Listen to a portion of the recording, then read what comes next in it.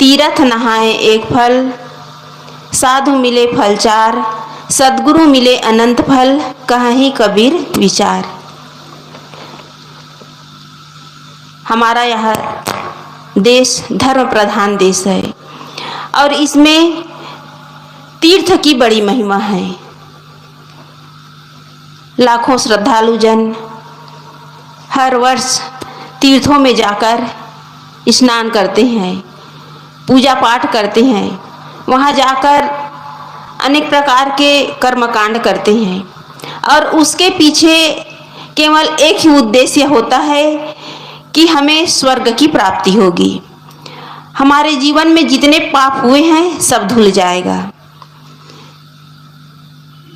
लेकिन गंगा में या नर्मदा जी में या कहीं भी धार्मिक स्थलों में स्नान करने से किसी का पाप धुलने वाला नहीं है। पाप हमारे इस त्वचा में चिपका हुआ मैल नहीं है कि वो स्नान करने से धुल जाएगा। पाप हमारे अंतःकरण में है, लेकिन आज लोग अंधविश्वास में पड़कर लकीर के फकीर बने हुए हैं और इस तरह अंधविश्वास में इतने जकड़े हुए हैं कि वे इससे निकलने का प्रयास नहीं करते। लोग तीर्थों में जाते हैं, वहाँ पूजा पाठ करते हैं, अपने से श्रेष्ठ उस भगवान को, उस आराध्य देव को मानते हैं, लेकिन वे वहाँ भी सुरक्षित नहीं हैं। जहाँ हम पूजा पाठ के लिए, स्वर्ग की प्राप्ति के लिए अनेक प्रकार के कामनाओं को लेकर के जाते हैं, वहाँ भी हम सुरक्षित नहीं हैं। वहाँ भी कहते हैं कि तीर्थों में, बड़े बड़े धार्मिक स्थलों में चोर घूमते रहते हैं। जब चोर को भगवान का भय नहीं है तो आप किस डर से भगवान को पूजने के लिए जा रहे हैं? जहाँ चोर लोग आराम से चोरी का काम कर रहे हैं, लोगों को ठग रहे हैं। जिस मंदिर में आप पूजा कर रहे हैं वहाँ के पंडित आपको लूट रहे हैं, आपको ठग रहे हैं भगवान के नाम पर, और आप उसी भगवान की पूजा कर रहे हैं कि हमें स्वर्ग मिलेगा, हमारी मनोकामनाएं पूर्ण होंगी। जहाँ लोगों को डर नहीं है, भय नहीं है, वहाँ आप भय बना करके पूजा कर रहे हैं, ठगे जा रहे हैं। ये केवल अंधविश्वास है। इस अंधविश्वास में भारत के जो भोली भाली जनता है वो जकड़े हुए हैं। हमें विवेक करना चाहिए कि हम किस तरह इस वाणी जाल के, भ्रम जाल में फंसकर हम ठगा रहे हैं। इस पर विचार नहीं करते, विवेक नहीं करते। हम रोज गंगा जी में डुबकी लगाएं और कहें कि हमारा पाप धुल जाएगा, तो ये केवल एक ढकोसला है। हम हजारों किलोमीटर दूर, गंगा जी से दूर हम बसे हैं, लेकिन जो गंगा जी के किनारे बसे हैं, रोज डुबकी लगा रहे हैं, उनका तो पाप धुल जाना चाहिए, उनका जीवन तो पवित्र हो जाना चाहिए। वो रोज डुबकी लगा रहे हैं। हम तो साल में एक बार जाते हैं, कभी 2 साल, कभी 10 साल में जाते हैं, लेकिन जो गंगा जी के, नर्मदा जी के किनारे बसे हैं वो तो रोज डुबकी लगा रहे हैं। उसके जीवन में तो पाप होना ही नहीं चाहिए। हमें विवेक करना चाहिए। विवेक न करने के कारण आज अंधविश्वास में इस तरह जकड़े हुए हैं कि हम लोगों के द्वारा, पंडितों और पुरोहितों के द्वारा हम ठगा रहे हैं। इसलिए हम विचार करें कि पाप हमारे शरीर में लगा हुआ मैल नहीं है कि वो धुल जाएगा, वो तो हमारे अंतःकरण में है। जैसे एक उदाहरण, बड़ा सा बक्सा हो और उसमें आप गंदे कपड़े डाल दें और ऊपर से बक्सा को आप साबुन से, पानी से, पाउडर से कितना ही मल मल करके धोएंगे, केवल बक्सा ही साफ होगा, कपड़ा धुलने वाला नहीं है। उसी प्रकार मन, हमारे मैल हमारे मन में है, हमारे अंतःकरण में है। वो स्नान करने से, पानी में नहाने से धुलने वाला नहीं है। वो धुलेगा सत्संग रूपी जो ज्ञान है उससे धुलेगा। ज्ञान रूपी जल चाहिए, मन के मैल को धोने के लिए ज्ञान रूपी जल चाहिए, और वो ज्ञान कहाँ मिलेगा? सत्संग में ही मिलेगा। कहा भी गया है, अभी साहब जी कह रहे थे कि तीर्थ वही जो कि पाप से तारत, पाप वही मन मध्य विकारा। सो सत्संगत तीरथ सत्य है, दुर्गुण नासत दुर्गुण लागे न पारा। व्रत वही जो कि बुरे कर्म को त्यागहु, और व्रत सो झूठ पसारा। पूजा वही जो कि चेतन पूजा, प्रेम वही गुरु प्रेम नट, जाप वही गुरु प्रेम नटारा। तो तीर्थ क्या है? सत्संग है। इसी सत्संग सरिता में आकर, सत्संग रूपी इस गंगा में आकर, इसमें डुबकी लगाकर ज्ञान को अपने जीवन में उतार करके हम पाप से मुक्त हो सकते हैं। उधर गंगा में हम डुबकी लगा रहे हैं और घर आकर के फिर वही गलत काम, लड़ाई झगड़ा, हिंसा, हत्या, तो पाप से कहाँ मुक्त हुए?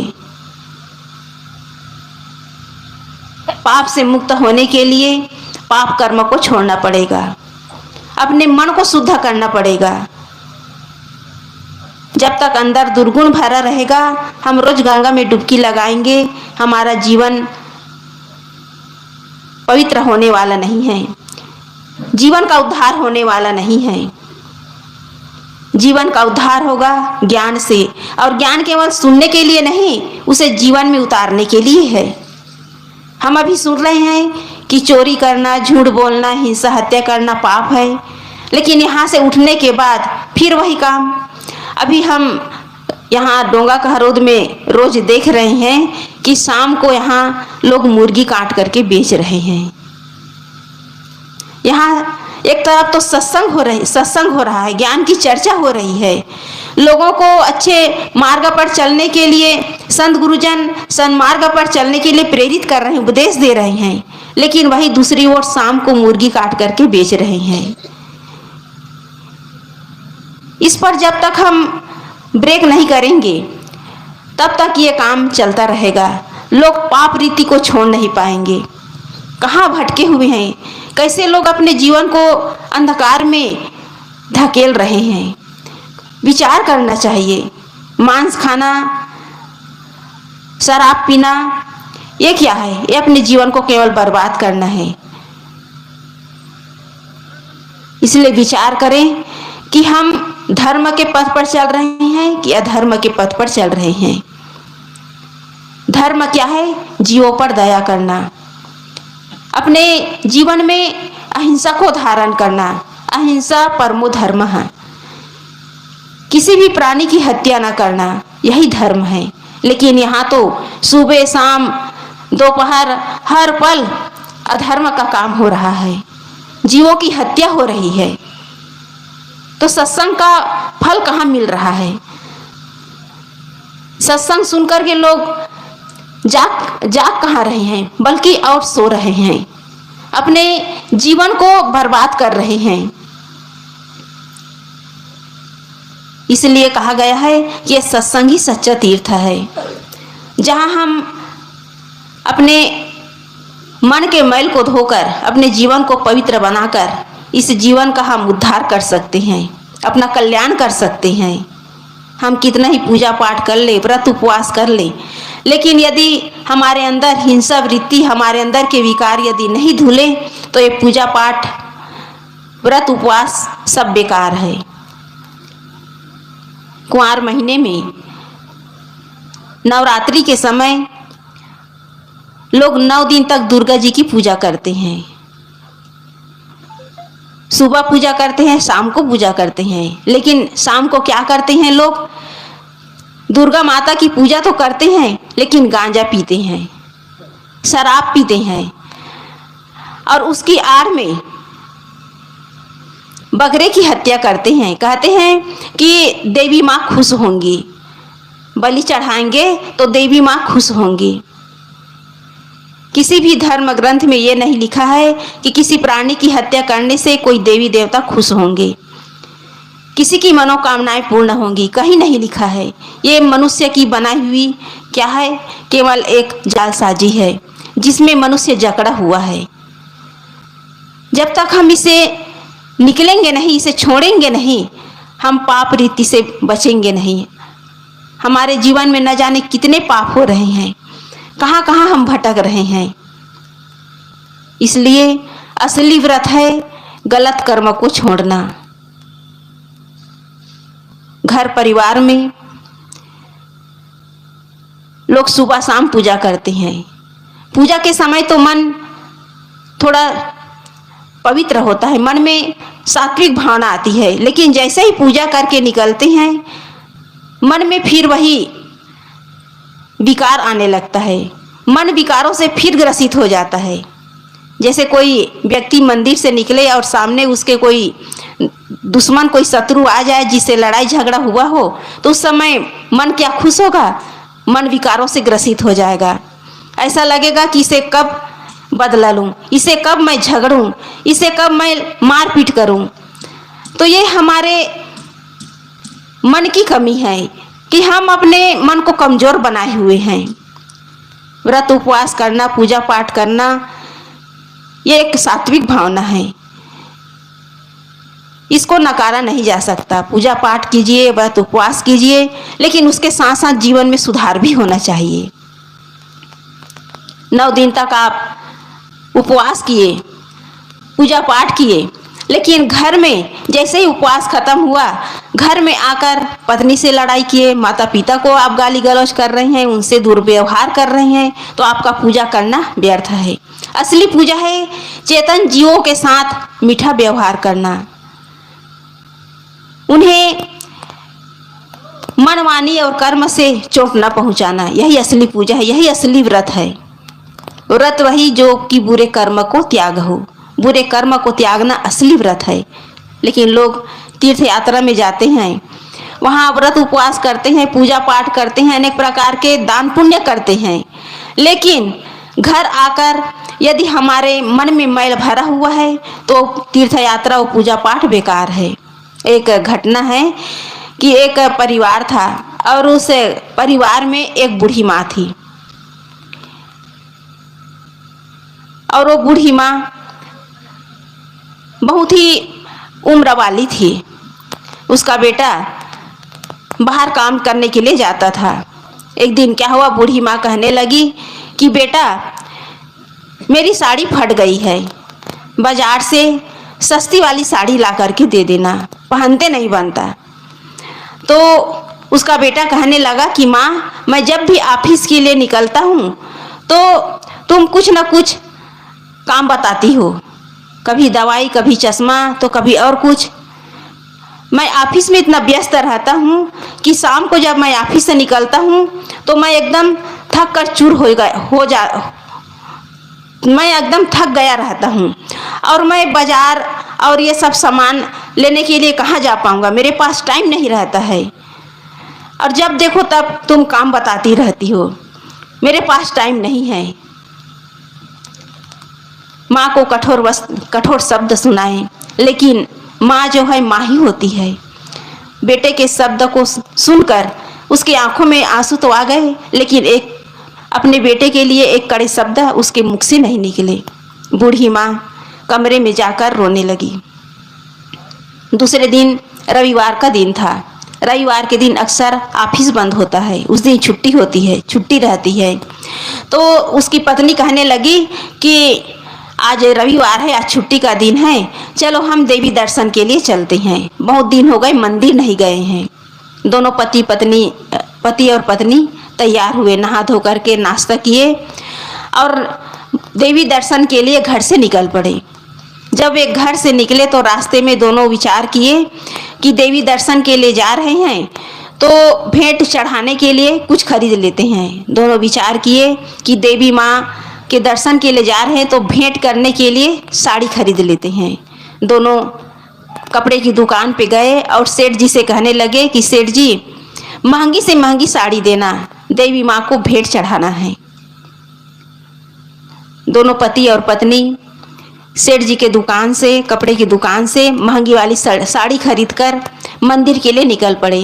रास्ते में नारियल, फूल, प्रसाद, अगरबत्ती सब सामग्री खरीदकर मंदिर पहुँचे। पूजा पाठ किए। पूजा पाठ करने के बाद दोनों पति पत्नी पुजारी से कहने लगे कि पुजारी जी, ये देवी माँ के लिए भेंट है, महंगी साड़ी है, इसे देवी माँ को पहना दो। पुजारी पूजा पाठ संपन्न करने के बाद साड़ी को खोलकर देवी माँ को पहनाने के लिए देवी माँ के पास गए, मूर्ति के पास गए। जैसे साड़ी को खोले, पुजारी जी कहने लगे कि भाई साहब आपकी साड़ी फटी हुई है और मैं देवी माँ को फटी हुई साड़ी नहीं पहना सकता। दोनों आश्चर्य में पड़ गए कि हम लोग देख करके परख करके लाए हैं।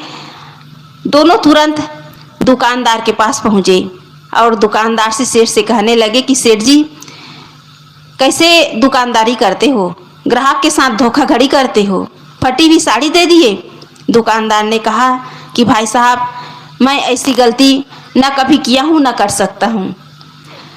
उसने अपने मुनीम को बुलाया और कहा कि मुनीम, इसे जो साड़ी दिए हो उसे देख करके दूसरा चेंज कर दो, दूसरी साड़ी दे दो। मुनीम जी उस साड़ी को खोल करके देखे तो साड़ी बिल्कुल कहीं फटी हुई नहीं थी। मुनीम जी ने कहा कि भाई साहब ये साड़ी बिल्कुल सही है, कहीं फटी हुई नहीं है, आपको भ्रम हो गया होगा। दोनों उसी साड़ी को लेकर फिर मंदिर आए और पुजारी जी से फिर कहने लगे कि पुजारी जी ये साड़ी देवी माँ को पहना दो, ये कहीं फटी हुई नहीं है, बिल्कुल सही है। पुजारी जी फिर उस साड़ी को खोले और पहनाने के लिए जैसी देवी माँ के पास गए, पुजारी जी ने कहा कि भाई साहब आपकी साड़ी फटी हुई है, मुझे दिखाई दे रहा है कई जगह फटी हुई है और मैं फटी हुई साड़ी देवी माँ को नहीं पहना सकता। दोनों परेशान हो गए। साड़ी को लेकर दोनों दुखी मन से घर आए। घर में बूढ़ी माँ दरवाजे के पास बैठी हुई थी। बेटा मंदिर में भेंट न चढ़ाने के कारण अंदर से दुखी था और उस साड़ी को अपने थैले से निकाला और माँ के गोद में फेंकते हुए कहा कि लो पहन लो, गुस्से से कहा। फिर भी माँ उसके गुस्से को अमृत समझकर पी गई। वो दुखी नहीं हुई, साड़ी को ले गई और पहन करके निकली। तो उसके बेटे ने कहा कि माँ ये साड़ी फटी हुई नहीं है? तो कहा कि नहीं बेटा, ये साड़ी तो कहीं फटी हुई नहीं है, बिल्कुल सही है, कहीं इसमें छेद भी नहीं है। तभी उसके अंदर से आवाज़ आई कि जिस जन्म देने वाली माँ को मैंने रुलाया, उसे दुख दिया, इसी कारण वो मंदिर की देवी मेरी भेंट स्वीकार नहीं किए। यही जीवन की सच्चाई है। जिन्होंने हमें जन्म दिया, पाल पोस कर बड़ा किया, अपने जीवन का एक एक खुशी अपने बच्चे के लिए न्यौछावर किए, लाना उसे दुख देना, ये सबसे बड़ा पाप है। इसलिए सही व्रत है लोगों के साथ मीठा व्यवहार करना, माता पिता के साथ सही व्यवहार करना, उनकी हर कमी को पूरा करना, यही असली व्रत है। व्रत के नाम पर हम बाहर कितना ही आडंबर कर लें, केवल एक दिखावा है। इसलिए हम दिखावे का जीवन न जिए, बल्कि असलियत का जीवन जिए। और व्रत सो झूठ पसारा, और जितने भी व्रत उपवास माने गए हैं सब क्या है? केवल दिखावा है, केवल ढोंग है, उसमें वास्तविकता कुछ नहीं है। चाहे आप शिव जी की उपासना कर लो, हनुमान जी की उपासना कर लो, सरस्वती की उपासना कर लो, लक्ष्मी जी की उपासना कर लो, ये क्या है? केवल मनुष्य की बनाई हुई केवल काल्पनिक बातें हैं। इससे जीवन में शांति आने वाली नहीं है, जीवन का उद्धार होने वाला नहीं है। जीवन का उद्धार तब होगा हमारा मन शुद्ध होगा, मन का मैल दूर होगा, हमारा अंतःकरण शुद्ध होगा। और इसके लिए आवश्यक है ज्ञान की बातों को अपने आचरण में उतारना, ज्ञान के अनुसार जीना। सबके अंदर परमात्मा बैठा हुआ है, लेकिन मनुष्य उस परमात्मा को न पहचान कर बाहर ढूंढ रहे हैं, पानी में, पत्थर में, पहाड़ों में, न जाने कहाँ कहाँ ढूंढ रहे हैं। जब तक हम बाहर भटकते रहेंगे हमारे जीवन में स्थिरता नहीं आएगी। हम अंदर से हम अशांत ही रहेंगे। इसलिए सबके अंदर बैठे उस परमात्मा को पहचाने। वो परमात्मा कहीं बाहर नहीं है, सबके अंदर विराजमान है। कबीर साहब जी ने भी कहा है कि घाव काहे पर घालो, जित देखो तित प्राण हमारो। गोस्वामी जी ने भी कहा है कि सिया राम मैं सब जग जानी। वो राम, वो खुदा, वो परमात्मा सबके घट में विराजमान है, लेकिन मनुष्य उसे भूले हुए हैं, इसलिए वो बाहर गलत कर्म करता है। कहते हैं कि दिन भर गलत काम कर लो और शाम को एक अगरबत्ती जलाकर उसे साफ कर दो। ये सस्ता नुस्खा चलने वाला नहीं है। आप कितना ही अगरबत्ती घुमा ले, आप पाप से बच नहीं सकते। इसलिए हम अपने जीवन में सच्चाई को समझें कि परमात्मा सबके अंदर विराजमान है। जो उस परमात्मा को हमेशा याद करता है वो अपने जीवन में गलत कर्म से बच जाता है। जब तक हम उसे समझेंगे नहीं, जानेंगे नहीं, उसे मानेंगे नहीं, तब तक हम बाहर उसे खोजते रहेंगे और खोजते खोजते थक जाएंगे, वो मिलने वाला नहीं है। इसलिए हम अपने अंदर बैठे परमात्मा को पहचानें। उसे पहचान जाएंगे तो हमारा भटकना, हमारा गलत कर्म करना बंद हो जाएगा। एक घटना है कि एक व्यक्ति जो है सुबह उठा था और किसी ने दरवाज़ा खटखटाया। दरवाज़ा खोला तो एक अच्छा कद काठी का व्यक्ति मुस्कुराता हुआ दरवाजे पर खड़ा था। उस व्यक्ति ने कहा कि आप कौन हो? तो उसने कहा कि पहचाने नहीं, मैं भगवान हूँ, मैं ईश्वर हूँ। उसने कहा कि आप क्या मजाक कर रहे हैं? आप भगवान कैसे हैं? मैं आपको नहीं मान सकता कि आप भगवान हो। तो कहने लगा कि रोज़ पूजा करते हो, प्रार्थना करते हो, कि नज़र में बसे हो लेकिन नज़र नहीं आते हो, हृदय में बसे हो, कब मुझे दर्शन दोगे? रोज़ पुकारते हो और आज मैं दर्शन देने के लिए आ गया। आज मैं दिन के साथ रहूँगा। केवल आप मुझे देख सकते हैं और मुझे सुन सकते हैं। वह व्यक्ति समझ नहीं पा रहा था कि ये हकीकत है कि ये एक सपना है। उसकी समझ में नहीं आ रहा है कि ये आदमी सच बोल रहा है या झूठ बोल रहा है। उसी समय उसकी माँ पीछे से आई और कहने लगी कि बेटा तुम अकेले किससे बात कर रहे हो? चलो चाय ठंडी हो रही है। तो उसे थोड़ा यकीन हो गया कि ये सामने खड़ा हुआ जो व्यक्ति है, मेरे सामने जो खड़ा है वो व्यक्ति माँ को दिखाई नहीं दे रहा है। उसे थोड़ा यकीन हो गया। वह अपने घर में अपने घर के अंदर जब गया तो वो महाशय, वो जो अच्छा कद काठी वाला जो व्यक्ति था, वो भी सोफे पे बैठ गया और चाय पीने लगा। वो व्यक्ति उस घर का जो बेटा था वो चाय पीने लगा। लेकिन उसकी आदत थी चाय पिए, नाश्ता करे या भोजन करे, वो कुछ ना कुछ कमी निकालता ही था। तो उसी समय वो जैसे ही चाय पिया, वो कहने ही वाला था कि माँ चाय में इतनी चीनी, बस इतना ही कहा था कि उसे याद आ गया कि बगल में भगवान बैठा है। यदि माँ को मैं अभी कुछ कहता हूँ, माँ के लिए यदि अभी शिकायत करता हूँ, तो सामने भगवान बैठा है और उसे मंजूर नहीं कि मैं माँ से गलत व्यवहार करूँ। वो चुपचाप चाय पी गया और उसके बाद वो व्यक्ति जो है घर में जो काम किया, भगवान उसके पीछे पीछे लगा रहा। अंतिम में वो स्नान करके जब पूजा घर में गया तो वह व्यक्ति बड़े विधि विधान से पूजा किए। और दिन जब पूजा करते थे तो 5 मिनट 10 मिनट, कभी कभार तो 2 मिनट ही में पूजा करके आ जाते थे, पूजा समाप्त कर देते थे। लेकिन उस दिन वो बड़े विधि विधान से पूजा किए क्योंकि उसके बगल में भगवान बैठा हुआ था। पूजा करने के बाद वो नाश्ते के लिए बैठा, नाश्ता भी चुपचाप किया। उसकी माँ को बड़ा आश्चर्य हुआ कि आज ये चुपचाप चाय भी पी गया और चुपचाप नाश्ता भी कर गया, आज ये कुछ बोल नहीं रहा है, इसे हो क्या गया है? माँ को भी आश्चर्य हुआ।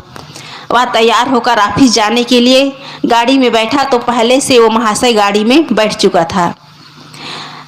कुछ दूर जाने के बाद फोन आया और फोन आया तो पहले वो गाड़ी चलाते बात करता था, लेकिन उस दिन वो गाड़ी को पार्किंग किया और पार्किंग करने के बाद मोबाइल में बात किया। तो मोबाइल में उस फोन आया था कि साहब अमुक काम करवाना है। तो उसने बड़े इत्मीनान से कहा कि भाई साहब आपका काम पूरा हो जाएगा, आप बिल्कुल निश्चिंत रहिए। लेकिन और दिन जब वो फ़ोन में बात करता था तो वो गाली देता था, कहता था कि अमुक काम के लिए इतने 1000 रुपये चाहिए तब आपका काम होगा। लेकिन उस दिन वो न किसी से पैसे की मांग की, न किसी को अपशब्द कहा। ऑफिस पहुंचा तो जब वो पहले ऑफिस पहुंचता था तो पता नहीं उसके मुख से 10-20 गालियाँ निकल जाती थी। लोगों को अनाप शनाप बोलता था, रिश्वत लेता था, पता नहीं क्या क्या वो अपने अहंकारवश पता नहीं क्या क्या वो गलत व्यवहार करता था। लेकिन उसका दिन भर का दिनचर्या इतने अच्छे से बीते कि उनसे कहीं गलती नहीं हुई, क्योंकि उसके बगल में हमेशा उसका बगल में भगवान बैठा हुआ था, उसके आसपास भगवान लगा ही रहा। शाम को जब वो व्यक्ति घर आया, भोजन के लिए बैठा, तो चुपचाप शांति से भोजन किया। तो उसकी माँ ने कहा कि बेटा, आज तुम इस तरह एकदम शांत क्यों हो? भोजन में भी कुछ नुक्स नहीं निकाले, लगता है आज सूर्यदेव पश्चिम से उगा है। तो वो कहने लगा, उसका बेटा कहने लगा कि माँ, आज सूर्यदेव पश्चिम से नहीं, आज मेरे हृदय से निकला है। आज सूर्यदेव पश्चिम से नहीं बल्कि मेरे हृदय से निकला है। आज मेरे मन मंदिर से भगवान का, सूर्यदेव का उदय हुआ है। वह भोजन करके बिस्तर पे गया। दूसरे दिन और दिन वो बिस्तर पर जाता था तो कोई भजन सुनता था, कोई किताब पढ़ता था नींद आने के लिए, क्योंकि दिन भर का उसका दिनचर्या इतना उलझा हुआ रहता था, इतना तनावग्रस्त उसका जीवन रहता था दिन भर का दिनचर्या, कि शाम को जब बिस्तर पे जाता था तो उसका मन अशांत होता था। लेकिन उस दिन उसका मन बिल्कुल शांत। भगवान ने उसके सिर पर हाथ फेरा और कहा कि आज नींद लेने के लिए तुझे किसी भजन की, प्रवचन की या किसी धर्म ग्रंथ की आवश्यकता नहीं है, किसी किताब पढ़ने की आवश्यकता नहीं है। उसके सिर पे हाथ फेरे और उसे ऐसा लगा कि कोई उसे जगाने का प्रयास कर रहा है। गहरी नींद में था, ऐसा लगा कि उसे कोई उठा रहा है। आँख खुली तो उसकी माँ खड़ी थी, कह रहा था कि बेटा उठो, कब तक सोओगे? वह उठकर बैठ गया और तभी उसे ज्ञान हुआ कि अरे, मैं तो स्वप्न देख रहा था। जो मेरे साथ भगवान दिन भर लगा हुआ था वह तो मैं स्वप्न देख रहा था। लेकिन उसने विचार किया कि ये स्वप्न मेरे जीवन के लिए, एक कहना चाहिए कि सुधार के लिए, मेरे जीवन सुधार के लिए ये स्वप्न, भगवान जो मेरे स्वप्न में आए थे वो मेरे जीवन के लिए, कहना चाहिए कि ये मेरे जीवन सुधार के लिए भगवान मेरे पास आए थे। ये सपना नहीं था, मेरे लिए जीवन को सही जीने के लिए एक साकार बन के भगवान मेरे पास आया था। उसने संकल्प किया कि आज के बाद मैं अपने जीवन में कभी गलत काम नहीं करूँगा, गलत व्यवहार नहीं करूँगा। उसने तुरंत संकल्प किया। तो इस तरह अपने अंदर बैठे परमात्मा को यदि हम पहचान लें तो जीवन में हम कभी गलत कर्म नहीं कर सकते, गलत व्यवहार नहीं कर सकते। किसी के साथ हमारा व्यवहार गलत नहीं हो सकता। बाहर गलत क्यों हो रहा है? क्योंकि हम अंदर झांक कर नहीं देखते। बड़े बड़े दुकान, बड़े बड़े होटल, बड़े बड़े ऑफिस, वहाँ लिखा रहता है कि आप सीसी कैमरे के निगरानी में हैं, क्योंकि बड़ी बड़ी दुकानें, वहाँ कई प्रकार के लोग वहाँ जाते हैं, चोरी करते हैं, धोखाधड़ी करते हैं, और उससे बचने के लिए बड़े बड़े लोग ऑफिस में, हॉस्पिटल में, दुकानों में सीसी कैमरा लगाए रहते हैं बाहर की सुरक्षा के लिए। लेकिन हमारे अंदर भी सीसी कैमरा लगा हुआ है, और वो सीसी कैमरा क्या है? हमारे अंदर बैठा हुआ परमात्मा। वो हमारी निगरानी कर रहा है, हम उसकी निगरानी में हैं। लेकिन दुर्भाग्य है कि हम उसे पहचान नहीं रहे हैं। हमारे कर्मों का हिसाब किताब अंदर हो रहा है। हर क्षण हर पल वो हमारी निगरानी कर रहे हैं, लेकिन हम भूले हुए हैं। इसी कारण हमारे जीवन में गलतियां होती है। हम बाहर उलझते हैं, अंदर उलझते हैं। इसलिए अंदर बैठे परमात्मा को पहचाने, तभी हम अपने जीवन में गलत होने से बच सकते हैं, गलत कर्म से बच सकते हैं। इसलिए साहब कहे हैं कि तीर्थ वही जो कि पाप से तारत, पाप वही मन मध्य विकारा, सो सत्संगत तीरथ सत्य है, दुर्गुण नासत लागे नबारा। व्रत वही जो कि बुरे कर्म को त्यागो, और रस सो झूठ पसारा। पूजा वही जो कि चेतन पूजा, जाप वही गुरु प्रेम नटारा। असली तीर्थ है सत्संग ही है। इसी सत्संग सागर में आकर के हम अपने जीवन को, अपने मन को हम पवित्र बना सकते हैं। आगे कहते हैं कि तीर्थ वही जो कि पाप से तारत, तीर्थ नहाए एक फल, साधु मिले फल चार। और यदि जीवन में संत गुरुजन और सत्संग मिल गए तो 4 फल की प्राप्ति होती है। और वो 4 फल है अर्थ, धर्म, काम और मोक्ष। ये 4 फल की प्राप्ति होती है। अर्थ का मतलब होता है धन का सदुपयोग। जो सत्संग से जुड़ जाता है, सत्संग में अपने जीवन को लगा लेता है, वो अपना धन फिजूल खर्च नहीं करता, उसका दुरुपयोग नहीं करता, उसे सही जगह लगाता है। संत गुरुजनों की सेवा में, गरीबों की सेवा में, धर्म परमार्थ में अपने धन को लगाता है। दूसरी बात है धर्म। जहाँ हमारा अर्थ, हमारा धन सही जगह सदुपयोग होता है तो हमारे जीवन में धर्म का प्रादुर्भाव होता है, हमारा जीवन धर्म की ओर लग जाता है। और तीसरी बात है काम। जीवन में हम जो भी काम करें निष्काम होकर के करें। जहाँ सकाम भाव से करते हैं वही बंधन बनता है, और जहाँ निष्काम होकर के करते हैं वही हम मोक्ष की ओर आगे बढ़ते हैं। इसलिए सत्संग में आकर हम अपने जीवन को सकाम भाव से नहीं बल्कि निष्काम भाव से अपने जीवन को बिताएं। किसी से किसी भी प्रकार की अपेक्षा न रखें, तभी हम अपने बंधन को काट सकते हैं। जहाँ लोभ है, लालच है, मन में तृष्णा है, वही आदमी नीचे गिर जाता है। जितना हमारे अंदर कामनाएं होंगी, इच्छाएं होंगी, उतना ही हमारे जीवन में अनेक प्रकार के विकार आएंगे और हमारा जो जीवन जो है पाप की ओर बढ़ता चला जाएगा। इसलिए चाहिए कि हम भाव होकर के करें। जहाँ कामना है, इच्छा है, वही लोभ और लालच है, और वही पाप कर्म होता है। आदमी धन के पीछे इतना दौड़ता है कि वे अपने जीवन में पाप और पुण्य की परिभाषा को जान नहीं पाता।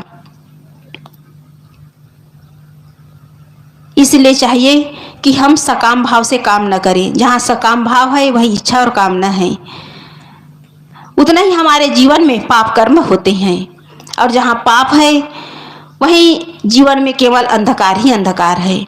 इसलिए हम निष्काम भाव होकर के काम करें। और चौथी बात है मोक्ष। मोक्ष का अर्थ होता है मोह का क्षय हो जाना, यही अंतिम दशा है। और ये सत्संग से ही हमें ये फल मिल सकता है। संत गुरुजनों के सानिध्य में उनके प्रति श्रद्धा और समर्पण भाव रखकर हम अपने इस मानव जीवन को मोक्ष की ओर ले जा सकते हैं। जहाँ मोह है, जहाँ लोभ है, जहाँ विकार है, वहाँ केवल बंधन है। और जहाँ मोह का क्षय हो गया वहीं जीव जो है अपने स्वरूप में स्थित होकर मोक्ष दशा को प्राप्त कर लेता है। सदगुरु कबीर साहब जी ने कहा है, कहीं कबीर ते उबरे जाहि न मोह समाए। इस संसार सागर से, इस भव सागर से वही उबर सकता है, वही इस संसार सागर से पार हो सकता है जिसके अंदर मोह नहीं। ये मोह ही व्याधि का कारण है। गोस्वामी जी ने भी कहा है कि मोह सकल व्याधिन कर मूला। ये मोह ही आदमी को फंसाता है, ये मोह ही आदमी को रुलाता है, ये मोह ही आदमी को जन्म मरण के इस फेरे में, इस भव चक्र में डालता है। इसलिए मोह से उबरने का एक ही कारण है कि हम प्राणियों के प्रति मोह न रखें, संसार में रहें लेकिन सांसारिकता से ऊपर उठे। संजन संसार में रहते हैं लेकिन मोह से परे रहते हैं। कहा भी गया है कि कमल पत्र है संत जन, रहे जगत के माई, बालक के रिधाय जो स्वापन जानत नहीं। संजन संसार में रहते हैं लेकिन वे संसार से ऊपर उठकर मोह को समाप्त कर अपने इस बंधन को काटकर स्वयं का कल्याण तो करते हैं, औरों के कल्याण के लिए सहायक होते हैं, औरों के लिए कल्याणकारी वे मार्गदर्शन हमें देते हैं। तो इस तरह हमें यह सुंदर मानव जीवन मिला हुआ है और ये मानव जीवन मोक्ष के लिए मिला हुआ है, कल्याण के लिए मिला हुआ है, आत्म शांति के लिए मिला हुआ है। जितना हम मोह करेंगे उतना ही हम बंधनों में बंधकर केवल दुखी भोगेंगे। इसलिए इस मानव जीवन में आकर, इस सत्संग में आकर सही तीर्थ को पहचाने। ये सत्संग ही सच्चा तीर्थ है और इसमें डुबकी लगाकर, इसमें निमज्जन कर हम अपने जीवन का उद्धार कर सकते हैं। तो सदगुरु कबीर साहब जी ने कहा है कि तीर्थ नहाए एक फल, साधु मिले फल चार, सदगुरु मिले अनंत फल, कहीं कबीर विचार। सदगुरु कबीर साहब जी विचार करके कहते हैं कि यदि जीवन में सच्चे सदगुरु मिल जाए तो हमारा यहाँ भटकना बंद हो जाएगा। ये जन्म लेना, शरीर धारण करना, फिर छोड़ना, ये अगमना गमन का जो चक्र है वो समाप्त हो जाएगा और हम अपने मोक्ष धाम में स्थित होकर परम शांति को, परम सुख को प्राप्त कर इसी जीवन में, इसी पल कृतार्थ हो सकते हैं। बस इतना ही कहकर मैं अपनी वाणी को विराम देती हूँ। बोलिए सद्गुरुदेव की जय।